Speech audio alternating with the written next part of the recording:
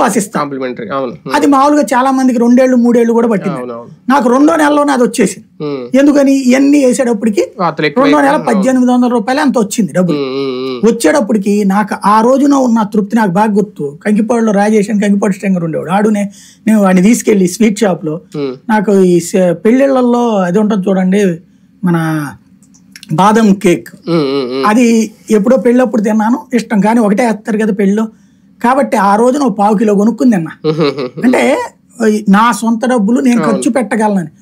అలాగా పేదవాడికి డబ్బులు వచ్చినటువంటి సందర్భంలో ఉండేటటువంటి తృప్తి వేరు.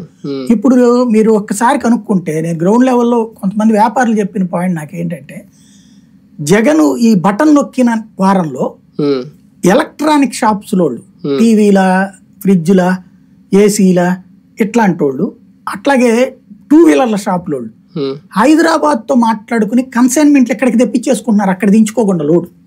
వాళ్ళకి 100 రూపాయలు 500 రూపాయలు ఎక్స్ట్రా ఇచ్చేసి. ఏంటి అంటే ఆ టైంలో అందరూ కొనేస్తున్నారు లేబర్. టీవీలు వాళ్ళ టీవీలో నోడలు లేదు.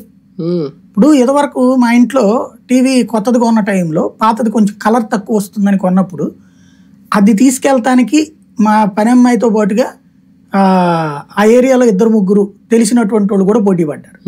ఇప్పుడు మొన్న మిక్సీ కూడా అట్లా ఇస్తానంటే మేము రిపేర్ చేయించుకుంటాంలే అని అడిగి తీసుకెళ్ళిన వాళ్ళు ఉన్నారు ఇదివరకు.